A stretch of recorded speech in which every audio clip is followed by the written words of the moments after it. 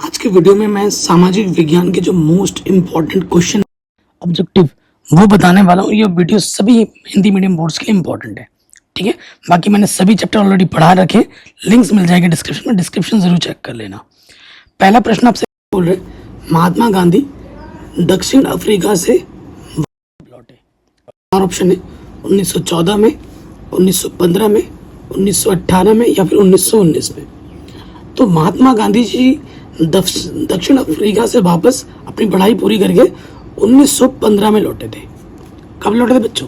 1915 में, ठीक। अगले प्रश्न में आ जाते हैं, कह रहे हैं असहयोग आंदोलन का मुख्य कारण क्या था? रॉलेट एक्ट था, प्रथम विश्व युद्ध था, खिलाफत आंदोलन था या चोरी चौरा की घटना थी? तो असहयोग आंदोलन का जो मुख्य कारण था वो था रॉलेट एक्ट। रॉलेट एक्ट में क्या था कि किसी पे भी अगर शक हो, भले ही कोई सबूत हो या ना हो, शक के आधार पर भी उसको उठाकर जेल में डाल सकते, गोली मार सकते थे, ठीक है ना। ये एक्ट बहुत ही बेकार था, तो इसके खिलाफ उन्होंने असहयोग आंदोलन शुरू कर दिया था। फिर आ जाइए, सविनय अवज्ञा आंदोलन में महात्मा गांधी ने नमक को अत्यधिक महत्व क्यों दिया था? क्योंकि नमक एक ऐसी चीज़ है जिसका उपभोग सभी लोग करते थे, चाहे वो अमीर हो चाहे वो गरीब हो। नमक का प्रयोग अमीर गरीब सब करते थे, ये भी सही है। यह भोजन का अभिन्न हिस्सा है, भोजन में नमक पड़ता ही पड़ता है। नमक तैयार करने पर सरकार का एकाधिकार था। तो ये तीनों ऑप्शन सही है, यानी कि उपयुक्त सभी। ऑप्शन नंबर डी आपका क्या होगा प्यारे बच्चों? सही हो जाएगा, ठीक है। अगले प्रश्न में हम आ जाते हैं, कह रहे करो या मरो का नारा किसका था? करो या मरो का नारा किसका था? सुभाष चंद्र बोस का था, चंद्रशेखर आजाद का था, भगत सिंह का था या फिर महात्मा गांधी का था? तो करो या मरो का नारा जो दिया था वो दिया था महात्मा गांधी जी ने। किसने दिया था? महात्मा गांधी जी ने दिया था, ठीक। कह रहे भारतीय राष्ट्रीय कांग्रेस की स्थापना कब हुई थी? भारतीय राष्ट्रीय कांग्रेस की स्थापना कब हुई थी? 1882 में हुई थी, 1884 में हुई थी, 1885 में हुई थी या फिर 1886 में हुई थी? सभी आसपास के ही हैं। तो भारतीय राष्ट्रीय कांग्रेस की स्थापना 85 में हुई थी, 1885 में हुई थी, ओके। नेक्स्ट आ जाते हैं, सविनय अवज्ञा आंदोलन कब चलाया गया था? 1920 में, 1927 में, 1930 में या फिर 1935 में? तो सविनय अवज्ञा जो आंदोलन है वो 1930 में चलाया गया था। कब चलाया गया था? 1930 में, ठीक है। अगले प्रश्न पे आ जाओ, कह रहे चौरा चोरी घटना किस वर्ष हुई थी? ये जो कांड है वो कब हुआ था? सन 1922 में, 1924 में, 1925 में या फिर 1930 में? तो चोरी चौरा की जो घटना हुई थी वो हुई थी सन 1922 में। कब हुई थी प्यारे बच्चों? 1922 में। नेक्स्ट प्रश्न पे आ जाते हैं, सविनय अवज्ञा आंदोलन की शुरुआत किस महत्वपूर्ण घटना के साथ की गई? रॉलेट एक्ट की घोषणा क्या पर, नमक कानून तोड़कर, साइमन कमीशन का आगमन पर या फिर जलियांवाला हत्याकांड पर? तो सविनय अवज्ञा आंदोलन की शुरुआत नमक कानून को तोड़कर की गई थी। किसको? नमक कानून को तोड़कर इस आंदोलन की शुरुआत की गई थी। अगला प्रश्न है, रॉलेट एक्ट कब पारित हुआ था? 1917 में, 1919 में, 1921 में या फिर 1924 में? तो रॉलेट एक्ट पारित हुआ था 1919 में। कब? 1919 में पारित हुआ था रॉलेट एक्ट, ठीक है। कोई दिक्कत परेशानी नहीं होगी। अगले प्रश्न में आ जाओ, कह रहे साइमन कमीशन भारत कब पहुंचा? 1928 में, 1930 में, 31 में या फिर 34 में? तो साइमन कमीशन भारत आया था 1928 में। कब आया था प्यारे बच्चों? 1928 में आया था साइमन कमीशन भारत। अगला प्रश्न है, गांधी इरविन समझौता कब हुआ था? 5 मार्च 1931 को, 5 जून 1932 को, 5 अगस्त 1933 को या फिर 5 मार्च 1934 को? तो गांधी इरविन समझौता हुआ था 5 मार्च 1931 को। कब? 5 मार्च 1931 को। ये ध्यान रखिएगा, गांधी इरविन समझौता हुआ था, ठीक है। कोई दिक्कत यहाँ तक नहीं होगी। अगला जो कथन है, अगला जो प्रश्न है वो है, स्वराज मेरा जन्मसिद्ध अधिकार है और मैं इसे लेकर रहूंगा, किसका कथन है? गोपाल कृष्ण गोखले का, बाल गंगाधर तिलक का, जवाहरलाल नेहरू का या महात्मा गांधी का?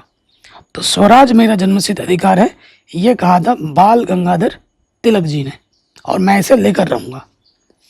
कह रहे अगला प्रश्न है, महात्मा गांधी ने असहयोग आंदोलन कब आरंभ किया था? 1919 में, 20 में, 22 में या फिर 24 में?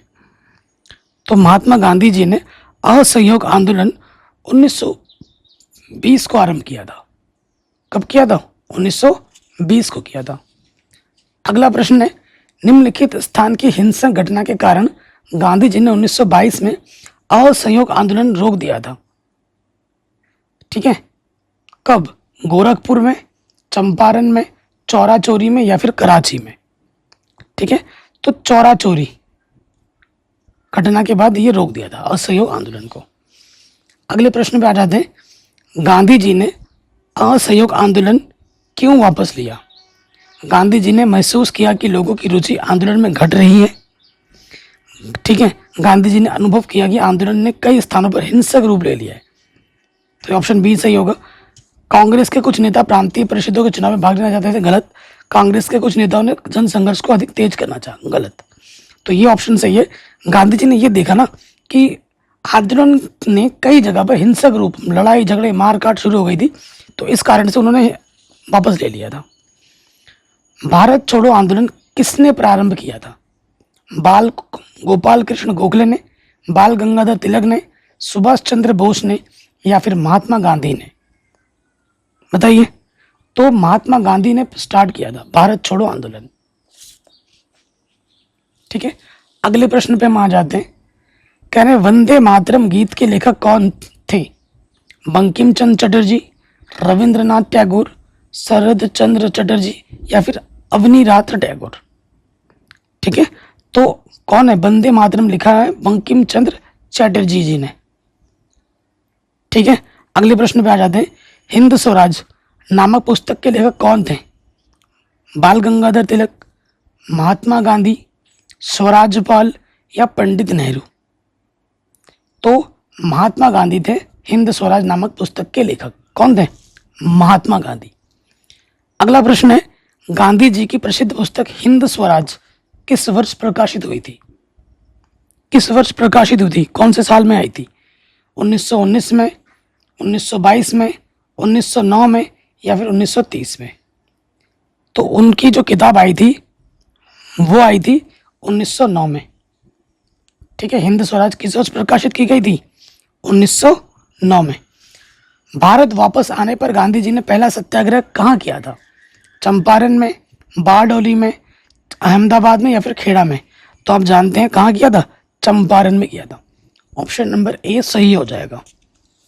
अगला प्रश्न है, भारत में राष्ट्रवादी लोकगीतों और जनश्रुतों को इकट्ठा करने के लिए गांव-गांव क्यों घूमे? ये आपको बताना है। राष्ट्रवादी अपनी संस्कृति का अध्ययन करना चाहते थे, इसलिए। राष्ट्रवादियों ने इन्हें प्रकाशित करा कर धन कमाना चाहा, इसलिए। या फिर राष्ट्रवादियों ने यह इसलिए किया जिससे वे परंपरागत संस्कृति की सही तस्वीर पेश कर सके। तो ये सी ऑप्शन सही होगा। राष्ट्रवादियों ने यह इसलिए किया था ना, जिससे वे परंपरागत संस्कृति की सही तस्वीर लोगों तक पहुंचा पाए। अगला प्रश्न है, भारत में राष्ट्रपिता कहकर किसको संबोधित किया जाता है? महात्मा गांधी को, ठीक है, जवाहरलाल नेहरू को, सुभाष चंद्र बोस को या फिर गोपाल कृष्ण गोखले को? तो बच्चा बच्चा जानता होगा, महात्मा गांधी को राष्ट्रपिता कह के घोषित किया जाता है। अगले प्रश्न पे आ जाओ। जलियांवाला बाग हत्याकांड गोलियां किसने चलवाई थी? माउंट बेटन ने, लॉर्ड डलहौजी ने, लॉर्ड इरविन ने या फिर जनरल डायर ने? तो आप जानते हैं किसने? जनरल डायर ने गोली चलवाने का हुक्म दिया था। भारतीय संविधान कब लागू किया गया था? 15 अगस्त को, 14 अगस्त को, 10 दिसंबर को या फिर 26 जनवरी को? 15 अगस्त को हम स्वतंत्र हुए थे, आज़ाद हुए थे। 26 जनवरी को हमारा संविधान लागू हुआ था, भारतीय संविधान लागू किया गया था। ठीक है, जलियांवाला बाग की घटना कब हुई थी? 8 अप्रैल 1919 को, 10 अप्रैल 1919 को, 13 अप्रैल 1919 को, 25 अप्रैल 1919 को। 1919 फिक्स है। एग्जैक्टली डेट बता दूं तो एग्जैक्टली डेट है आपका 13 अप्रैल। 13 अप्रैल 1919 को जलियांवाला बाग की घटना घटित हुई थी। अगला प्रश्न है, निम्नलिखित में किसने बारडोली सत्याग्रह का नेतृत्व किया था?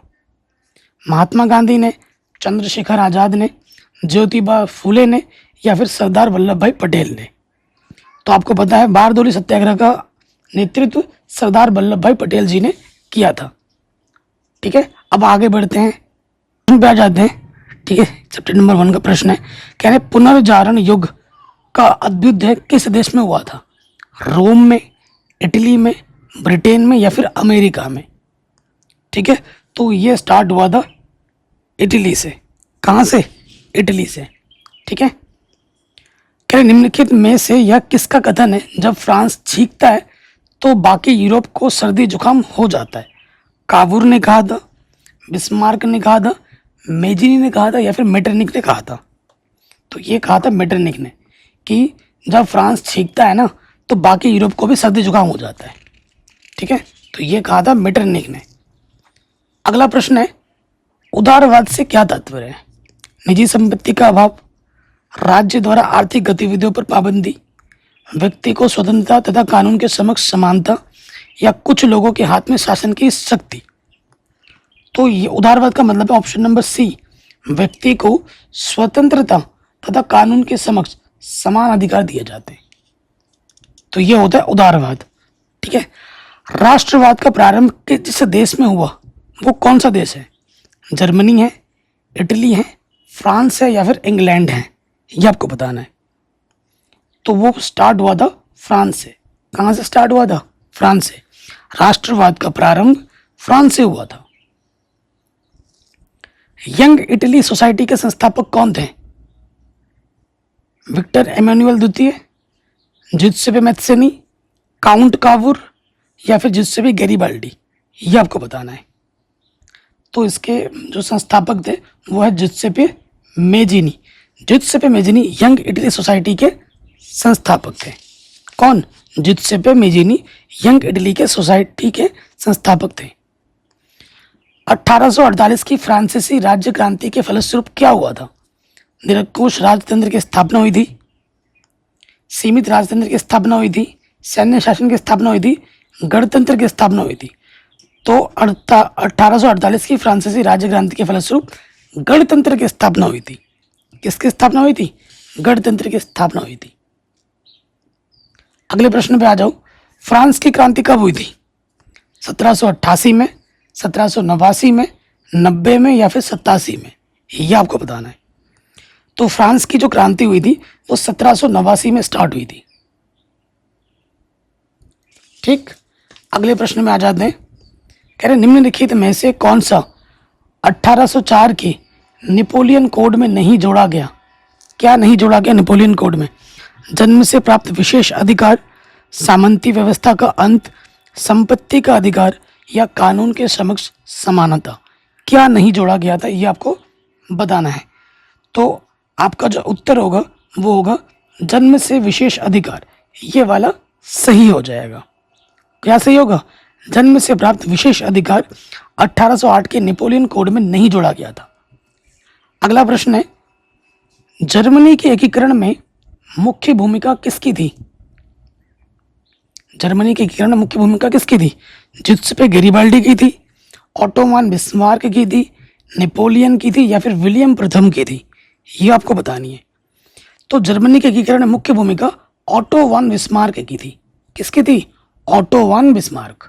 जर्मनी के एकीकरण में मुख्य भूमिका ऑटो वान बिस्मार्क की थी। नेपोलियन का संबंध किस देश से था? जर्मनी से था, इटली से था, फ्रांस से था, या फिर इंग्लैंड से था? तो जर्मनी का जो नेपोलियन का जो संबंध था वो सीधा सीधा किससे था बच्चों? वो था आपका फ्रांस से। नेपोलियन का संबंध आपका फ्रांस से था। ठीक है, अगले प्रश्न में आ जाते हैं। इटली का एकीकरण किसके नेतृत्व में किया गया? जुसेप्पे गैरिबाल्डी, ऑटो वान बिस्मार्क, ठीक है, नेपोलियन, या फिर विलियम प्रथम? तो जर्मनी के एकीकरण के लिए ऑटोमान बिस्मार्क थे, इटली के एकीकरण के लिए जिउसेप्पे गैरिबाल्डी थे। कौन थे? जिउसेप्पे गैरिबाल्डी, इटली के लिए, ध्यान रखिएगा, इटली के लिए जिउसेप्पे गैरिबाल्डी, जर्मनी के लिए ऑटोमान बिस्मार्क। बच्चे कंफ्यूज हो जाते हैं। फ्रांस में गणतंत्र की घोषणा किस वर्ष हुई थी? 1815 में हुई थी, 1830 में हुई थी, 1848 में हुई थी, या फिर 1871 में हुई थी?